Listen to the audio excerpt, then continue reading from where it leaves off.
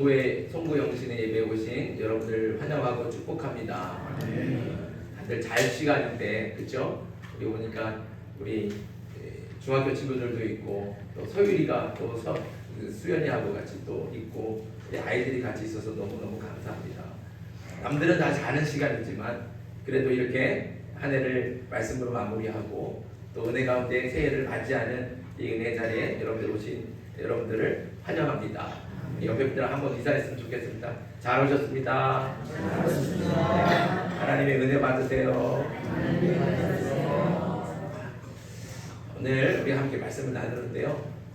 사실은 제가 이제 계속 이렇게 몸에서 식은땀이 계속 나고 있어요. 제 목소리가 상태가 이렇게 좋지 않아갖고 갑자기 한 이틀 전부터 감기 기운이 있고 목소리가 이렇게 좀 잠겨서 그래도 좀 괜찮겠지 하고 어저께부터 굉장히 많이 쉬었거든요. 계속 좀 잠도 많이 자고 쉬었는데도 괜찮을 줄 알았는데 목소리가 이렇게 안 좋네요. 여러분들이 양해해 주시고 목소리가 이렇게 안 좋다 보니까 자꾸 이제 이렇게 오히려 땀이 나고 이렇게 긴장이 더 많이 되는 것 같아요. 그래도 이 시간에 준비한 말씀을 통해서 여러분들이 하나님의 은혜로 충만해지는, 그래서 새해를 힘있게 출발할 수 있는 우리 모두가 되길 주님의 이름으로 축복합니다. 혹시 이런 말 들어보셨습니까? 아름다운 사람은 머문 자리도 아름답습니다. 어디서 많이 보셨어요? 네, 화장실에서 많이 보셨죠? 네, 맞습니다. 공중 화장실에 가면 많이 있는 글귀예요. 아름다운 사람은 머문 자리도 아름답다. 무슨 뜻일까요? 괜히 더럽히지 말고 화장실 깨끗이 쓰고 나가라, 이런 뜻이에요. 괜히 더러운 흔적 남기지 말고 깨끗하게 쓰고 다 가주세요, 이런 뜻이죠. 오늘 이 말씀처럼 우리가 함께 나눈 이야기처럼 사람은요 이렇게 어디 잠깐 있다가 가도 흔적들이 남죠. 잠깐 있다가 가도 흔적이 남는데 우리 인생 60, 70, 80을 살아갈 때도 우리 인생도 흔적이 남지 않겠습니까? 호랑이는 죽어서 가죽을 남기고 사람은 죽어서 이름을 남긴다 그랬어요.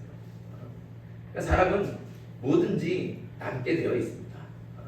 뭐든지 흔적을 남긴다는 것이죠. 또 어떤 사람들은 적극적으로 흔적을 남기고 싶어 하죠. 그래서 유명한 관광지에 가보면 그 이름을 써놓고 누구 왔다 갔음 뭐 이런 거 보신 적 있으시죠? 높은 산에 올라가면 바위에다 이렇게 써놓기도 하고 유적지 같은 데 가면 담벼락에다가 이런 거 써놨기도 해요. 특별히 해외여행 갔을 때, 해외여행 갔는데 유적지 옆에 한글로 이름 이렇게 써있는 거 보면 정말 이렇게 낯뜨거워요. 창피하더라고요. 사람들이 그렇게 이렇게까지 자기가 왔다 간 흔적을 남기고 싶어 할까? 이런 마음이 들죠. 그렇게까지 하는 거 보면 흔적을 남기는 것은 아마 사람의 본능인 것 같기도 합니다. 어쨌든 사람은 누구나 흔적을 남기고 삽니다.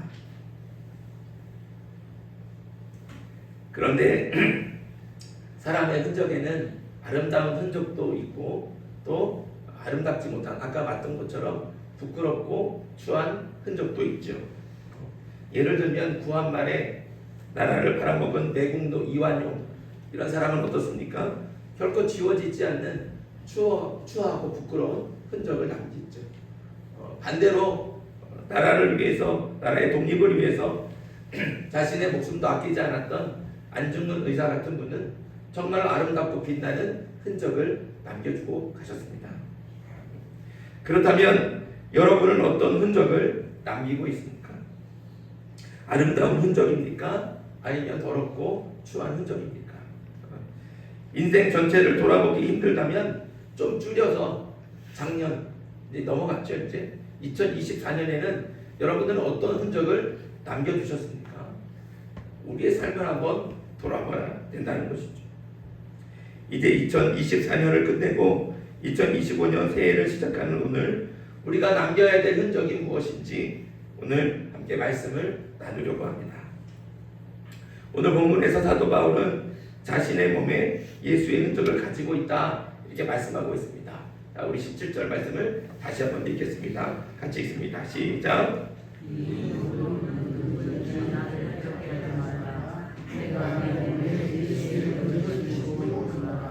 아멘. 죄송한데 우리 감독님 요거 물 좀 한 잔만 더 떠다주세요. 자, 바울은 자신의 몸에 예수의 흔적이 있다 이렇게 말을 하죠. 이 말씀을 읽으면 제일 궁금한 게 그럼 바울이 자기 몸에 있다고 말하는 그 예수의 흔적 그게 뭘까? 이게 궁금할 겁니다. 그게 뭘까? 이게 제일 먼저 궁금하죠. 그런데 우리가 그 흔적이 뭔가 궁금하게 하기 전에 먼저 알아야 될 것이 있습니다. 바울은 왜 자기 몸에 있는 흔적을 예수의 흔적이라고 말할 수밖에 없습니까? 왜 어떤 상황이기 때문에 예수의 흔적을 이야기하고 있을까? 그것을 알아야겠죠. 그 다음 역시 17절 말씀 안에 있습니다. 자, 17절 맨 앞에 보면 이렇게 말씀하죠. 이후로는 누구든지 나를 괴롭게 하지 말라. 지금 바울은 굉장히 괴로운 상태라는 거죠. 사실 바울은 가는 곳마다 괴롭힘을 많이 당했습니다. 사람들이 여러 가지로 바울을 괴롭혔지만 그 중에서도 가장 대표적인 것은 바로 바울의 사도권이죠. 사도에 대한 문제입니다. 간단하게 말해서 바울이 진짜 사도가 맞느냐 이 논쟁을 한다는 거죠. 이 논쟁은 바울을 아주 오랫동안 괴롭혀 왔습니다. 바울이 진짜 사도가 맞냐 아니냐 이렇게 논쟁하는 이유는 바울이 예수님이 살아계실 때 직접 부른 그 12명의 제자 가운데 들어있지 않기 때문에 그래요. 우리가 복음서를 보면 예수님께서 직접 부르신 12명의 제자의 명단이 나옵니다. 그런데 그 이름을 보면 바울의 이름이 있어요? 없어요? 바울의 이름은 없죠. 그러니까 예수님께서 직접 부른 제자는 아니라는 뜻입니다. 그 이름만 없을 뿐만 아니라 실제로 바울은 예수님을 본 적도 없고 만난 적도 없습니다. 이게 실제입니다. 거기다가 바울은 어떻습니까? 원래 예수님을 믿는 사람들을 박해하던 사람이었죠. 그러니까 원칙대로 말하면 바울은 예수님의 사도가 말할 수 없습니다. 그러나 바울은 예수님의 사도가 맞습니다. 바울은 예수님을 육신으로는 보지 못했지만 영적으로 봤습니다. 예수님이 부활하시고 승천하신 후에 예수님이 직접 바울을 부르셨죠. 부르시고 그에게 이방인의 사도라고 하는 직분을 맡겨주셨습니다. 그래서 예수님의 부름을 받고 이방인의 사도가 된 거예요. 누가 부르셨습니까? 예수님이 불렀다는 거죠. 예수님께서 세우셨다는 겁니다. 그래서 바울이 사도가 된 겁니다. 그래서 바울 자신은 어디를 가든지 또 누구를 만나든지 스스로를 예수님의 사도라고 아주 자신 있게 말했습니다. 스스로만 그렇게 주장하면 그건 억지라고 할 수 있겠지만 중요한 사실은 2000년 교회의 역사가 기독교의 역사가 바울을 사도로 인정하고 또 그렇게 기록하고 있다는 사실입니다. 그래서 바울은 분명한 예수님의 사도입니다.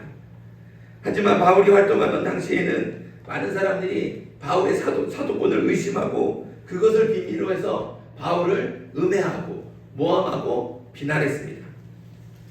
그러니 바울이 얼마나 괴로웠겠습니까? 자신은 분명히 예수님께서 부르셔서 사도가 됐는데 자신을 만나는 사람마다 네가 진짜 사도가 맞냐? 예수님의 말씀 가운데는 너의 이름이 없던데 너 정말 사도 맞아? 라고 이렇게 물어본다는 것이죠. 그냥 물어보는 게 아니라 비방하고 의심하고 모함한다는 것이죠. 그러니까 그런 말을 들을 때마다 바울이 마음이 얼마나 많이 흔들리겠습니까? 정말 사도로서 그 모든 직분을 감당하고 있는데 온 힘이 빠진다는 거죠. 그런 말을 듣고 비방할 때마다. 특히 오늘 본문의 배경인 갈라디아 지역에서 바울의 사도권에 대한 논쟁이 더 심했던 것 같습니다. 그래서 바울은 갈라디아서를 시작하는 말씀부터 아주 강하게 자신을 변호하고 있습니다. 우리 갈라디아서 1장 1절로 가봅시다.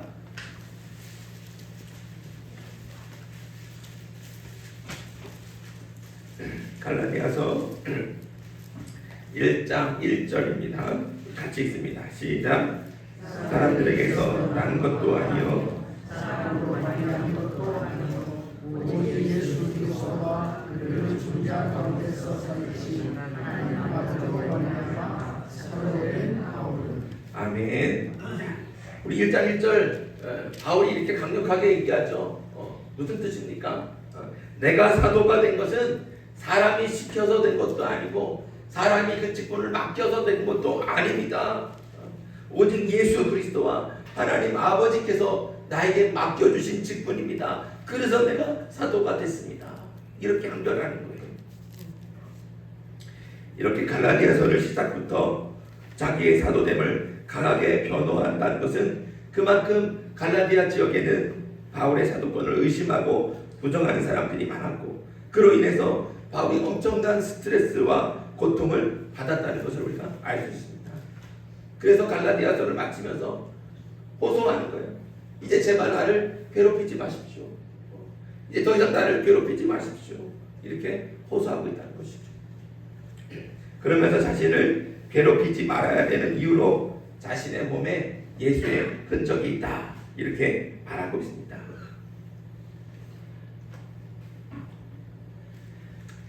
그러니까 예수의 흔적이 있다는 말은 곧 예수님의 사도라는 증거가 자신의 몸에 있다는 뜻입니다. 그럼 바울이 말하는 그 사도의 증거, 예수의 흔적, 그것이 무엇일까요? 대부분의 사람들은 바울이 복음을 전하다 받은 고난을 예수님의 흔적이다 이렇게 말을 합니다. 우리가 고린도후서 11장 23절 이하의 말씀을 보면 바울이 복음을 전하는데 어떤 고난을 당했는지 볼 수 있습니다. 우리 고린도후서 11장으로 가보겠습니다. 고린도후서 11장 23절부터 27절의 말씀입니다. 신약성경 297조 고린도후서 11장 23절부터 27절까지 제가 한 절 읽고 여러분 한 절 읽고 교독하겠습니다. 제가 먼저 읽습니다. 그들이 그리스도의 일꾼이냐 정신없는 말을 하거니와 나는 더욱 그러하도다. 내가 수고를 넘치도록 하고 옥에 갇히기도 더 많이 하고 매도 수 없이 많고 여러 번 죽을 뻔하였으니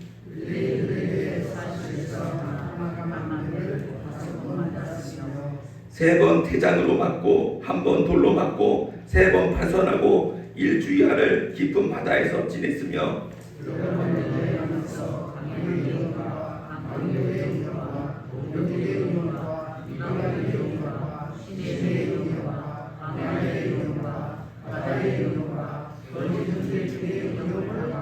자, 27절은 같이 읽습니다. 또 수고하며 애쓰고 여러 번 자지 못하고 죽이며 목마르고 여러 번 굶고 춥고 헐벗었노라. 아멘. 자, 바울이 이런 고난을 당한 거예요. 복음을 위해 수고하고 애쓰느라 제대로 자지도 못하고 제대로 먹지도 못하고 그렇게 살아온 거죠. 그러니까 분명히 바울의 눈에는 뭐가 있을까요? 다크서클이 아마 쉽게 있을 거예요. 그리고 몸은 바짝 말랐겠죠. 또 여러 번 감옥에 갇혔는데 감옥에 갇힐 때마다 손에는 착고가 차이고 그 발에는 그 쇠고랑이 차였을 겁니다. 그러면 그 손목과 발목엔 아마 상처들이 남아있을 겁니다. 매도 수 없이 맞았어요. 당시 매를 맞는 형벌은 그 유대사회에서 10대를 맞으면 살점이 찢어지고 20대를 맞으면 피를 토하며 30대를 맞으면 혼절하고 40대를 맞으면 사람이 죽을 수 있다. 이렇게 말을 하고 있어요. 그래서 사람이 죽으면 안 되니까 40대를 때리지 않는 거예요. 40에 하나 가만 39대까지만 매를 때린다는 거죠. 그런데 그런 매를 바울이 5번이나 맞았다는 거죠. 그러니 그의 온몸에는 멍자국이 가득할 것이고 살이 찢기고 피가 터져서 그렇게 생긴 상처와 흉터가 온몸에 수도 없이 많을 겁니다. 거기다 바울은 돌에 맞아 죽을 뻔한 적도 있습니다. 죽을 정도로 돌을 맞았으니까 그 몸에는 어떻겠습니까? 깊은 상처와 흉터가 분명히 남아있죠. 이 밖에도 배를 타고 가다가 배가 파손해서 죽을 뻔한 적도 3번이나 되고, 강의 위협, 강도의 위협, 광야의 위협, 바다의 위협 같이 이런 수많은 위험에 노출이 돼서 수시로 목숨이 왔다 갔다 했다는 겁니다. 만약 우리가 그 당시에 있는 바울을 우리가 정말 눈으로 볼 수 있다면 바울은 어떤 모습을 하고 있을까요? 적어도 우리처럼 이렇게 뭐 말끔하지는 않을 것 같아요. 그렇지 않습니까? 검게 그을린 얼굴에 상처와 흉터가 가득하지 않겠습니까? 또 모진 고문에 손가락은 굽어 있을 수도 있고 돌에 맞아 아물지 않은 흉터들이 여기에 저기에 있었을 겁니다. 이렇게 바울의 몸에는 복음을 증거하다 매를 맞고 예수님 때문에 얻은 상처와 흉터들이 있었습니다. 이 몸에 있는 상처와 흉터가 바울이 말하는 예수의 흔적이라는 것이죠. 이 흔적들을 보여주면서 봐라, 이 상처와 흉터가 다 복음을 전하다가 예수님 때문에 그렇게 생긴 흉터와 상처들이다. 이 흔적이 바로 예수의 흔적이다. 이래도 내가 사도가 아니냐, 이렇게 항변한다는 것이죠. 그런데 이 육체의 상처와 흉터가 바울이 말하는 예수의 흔적의 전부일까요? 물론 몸에 난 상처와 흉터가 예수의 흔적이 될 수는 있습니다. 하지만 그것이 전부는 아니죠. 바울이 말하는 예수의 흔적, 그 흔적의 진짜 의미, 예수의 흔적이라는 말이 가진 참된 뜻을 알아야 됩니다.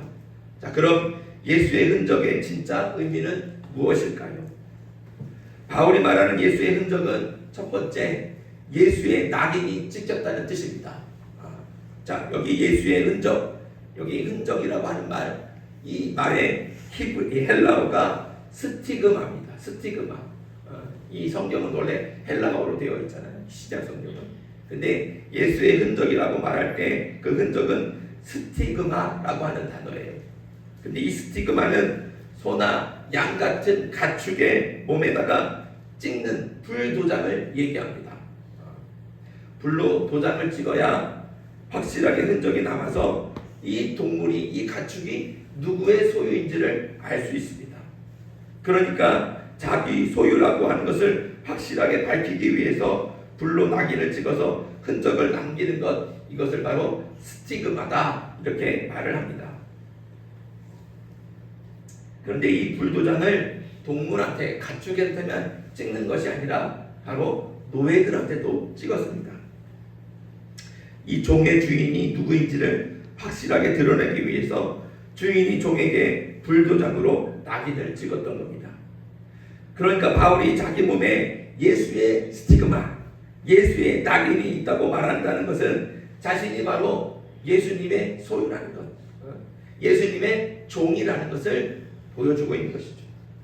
다시 말해서 나는 더 이상 내가 주인이 아닙니다. 내 주인은 오직 예수 그리스도십니다. 이 고백을 하고 있다는 겁니다. 그렇다면 종은 누구를 위해서 삽니까? 누구를 위해 존재합니까? 주인을 위해 존재하는 거예요. 주인을 위해서 하는 거죠. 바울은 예수님의 종이니 이제 자기 몸을 자기 마음대로 주장할 수가 없습니다. 오로지 주인이신 예수님의 말씀과 명령을 따르는 것이 그가 존재하는 이유입니다. 그래서 바울은 로마서를 통해 이렇게 고백하죠. 우리가 살아도 주를 위해 살고 죽어도 주를 위해 죽나니 그러므로 사나 죽으나 우리는 주의 것이로다. 아멘. 그러니까 예수의 흔적을 지녔다는 바울의 고백은 자신이 예수님의 것이라는 것을 인정하고 선포하는 겁니다. 여러분, 바울이 고백한 것처럼 저와 여러분의 정체성도 바로 예수님의 종입니다. 아직도 여러분의 인생이 여러분의 것인 것처럼 보이십니까? 여러분이 가지고 있는 생명이 여러분의 것이라고, 여러분의 소유라고 생각하십니까? 그렇지 않습니다. 우리는 예수님의 종입니다. 내 생명도 내 인생도 내 것이 아니라 주인 대신 예수님의 것이죠. 예수님의 종이라는 것을 우리가 확실하게 믿는다면 저와 여러분에게도 예수님의 흔적이 있는 줄 믿습니다. 예수님께서 이미 우리에게 지워지지 않는 성령의 물로 인쳐주신 줄 믿습니다. 그래서 우리 역시도 예수님의 낙인을 찍은 예수님의 종이라는 것이죠. 이것이 바로 우리의 정체성입니다. 그러니 이제 예수님의 종이라는 것을 인정하고 믿으며 사는 저와 여러분들이 되길 바랍니다. 예수님의 종이니 그 어떤 것도 우리의 주인이 될 수가 없습니다. 우리는 이미 주인이 있어요. 그렇죠? 우리의 주인은 예수님이신 거예요. 그러니 다른 것이 나의 주인이 되면 안 된다는 것이죠. 돈도 명예도 권력도 우리의 주인이 될 수 없습니다. 이미 우리는 예수님의 종이니까요. 우리의 주인은 오직 예수님이시니까요.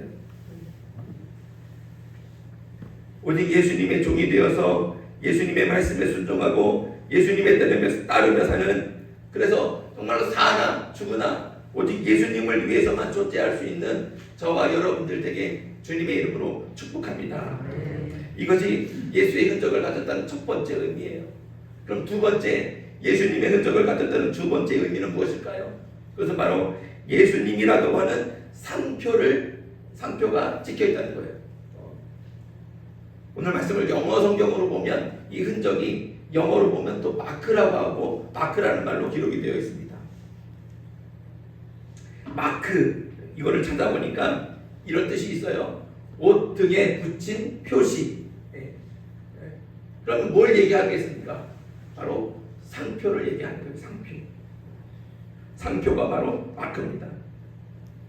똑같은 디자인의 똑같은 재질이라도 그 상품의 상표가 무엇이냐에 따라서 그 값이 달라집니다. 그래서 어떤 사람들은 옷을 입을 때 일부러 명품을 입으면서 그 상표가 잘 드러나 보이도록 입는 사람들이 있어요. 어떤 사람들은 또 모자를 쓸 때 이게 명품이기 때문에 그 상표가 붙어있는 걸 떼지 않아요. 그 택이라고 하잖아요. 그걸 떼지 않고 그냥 붙어있는 채로 쓰고 다니는 사람들도 있습니다. 그렇게 자기가 상표를 보여주고 싶어요. 또 많은 사람들이 그 상표에 주목하지. 우리가 지난 무안공항 그 사고로 인해서 정말 많은 사람들이 생명을 잃었습니다. 그래서 온 나라가 슬픈 가운데 있죠. 그런데 한 음료수 매장이 있어요. 가게인데 이 매장의 한 직원이 자기 아르바이트 학생들한테 문자를 보냈는데 그 문자 때문에 정말 온 국민이 분노한 것이 있습니다. 그 문자의 내용이 뭐냐면 이렇게 문자를 보냈어요. 비행기 터진 거 봤지? 추락할 일 생기면 엄마 아빠보다 나한테 먼저 전화해라. 그래야 너희 아르바이트 빈자리 채울 거 아니냐. 이렇게 문자를 아르바이트생들한테 보냈다는 거예요. 분명히 적절하지 못하죠. 그런데 이 일로 무슨 일이 일어났지 아십니까? 그 브랜드의 음료에 대한 불매 운동이 일어났어요. 그래서 부랴부랴 회사 대표가 나서서 사과문을 게시하고 그 점주, 그 지점의 점주가 또 사과문을 게시하고 그리고 맨 나중에 가서 그 문자를 돌렸던 그 직원이 직접 사과문을 올렸습니다. 사람들은 누가 잘못을 했느냐를 볼 때 개인만 보지 않습니다. 그 상표를 본다는 것이죠. 그래서 개인의 잘못이 그냥 개인의 잘못으로 끝나지 않고 회사 전체의 이미지를 추락시키고 큰 피해를 주는 겁니다. 바울이 말하는 예수의 흔적은 또 다른 말로 예수님이라고 하는 상표라고 할 수 있습니다. 우리는 예수님이라고 하는 그 상표가 붙어 있는 거예요. 그래서 우리가 살면서 하는 말 그 한마디와 작은 행동 하나를 할 때도 세상은 우리를 보는 것이 아니라 우리에게 붙어 있는 예수라고 하는 상표를 본다는 것이죠.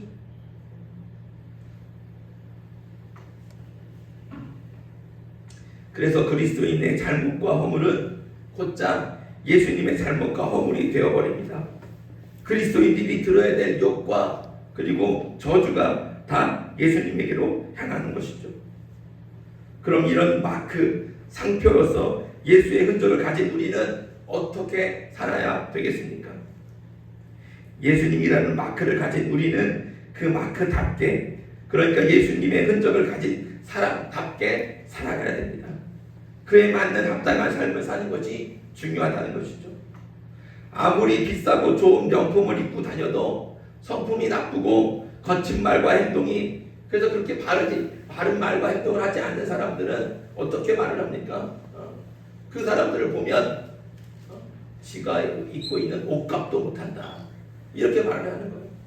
몸에 걸친 거 있는 것은 뭐 수십만 원, 수백만 원짜리 명품을 걸치고 있어도 그 입이 거칠다는 거예요. 그 행실이 바르지 않다는 거예요. 그러니까 그의 삶은, 그의 인생은 오히려 길거리에서 10,000원 주고 10,000원 주면 3장 살 수 있는 그 싸구려 옷보다도 못하다는 것이죠. 걸친 것은 비싸지만 그의 사람은 싸구려가 인생이 되는 겁니다. 얼마나 부끄러운 일입니까? 그리스도인이라면 그리스도인답게 살아야 됩니다. 예수의 흔적을 가졌으면 그 흔적을 가진 사람답게 살아야 될 줄 믿습니다. 그럼 예수의 흔적을 가진 사람답게 산다는 것은 무엇입니까? 그것은 바로 우리가 가진 예수의 흔적을 나타내며 사는 겁니다. 예수의 흔적을 가진 사람답게 말 한마디를 해도 온유하고 겸손하게 말하고, 작은 행동 하나를 해도 선하고 의로운 행동을 할 수 있어야 합니다. 그래서 내가 말을 할 때 내가 드러나는 게 아니라 예수님이 드러나는 거죠. 내가 행동을 하면 그 행동을 통해서 내가 보여지는 것이 아니라 예수님이 보여지는 겁니다. 우리는 예수님이라는 명품 브랜드를 입은 사람들입니다. 이것은 결코 싸구려가 아닙니다. 아주 명품 중에 명품이죠. 그러니 우리는 반드시 자부심을 가져야 됩니다. 자랑할 만하죠. 그러나 옷만 그렇게 입고 명품만 걸쳤고 말은 거칠고 싸구려처럼 살아간다면 그것은 오히려 어떻게 해요? 그 명품을 더럽히는 겁니다. 욕되게 한다는 것이죠. 우리는 그 상표에 걸맞는 삶을 살아야 됩니다. 우리의 말 한마디와 작은 행동 하나가 다 예수님을 향한다는 것을 잊지 말고 예수님의 흔적을 가진 그리스도인답게 살아갈 수 있는 저와 여러분들이 되길 바랍니다.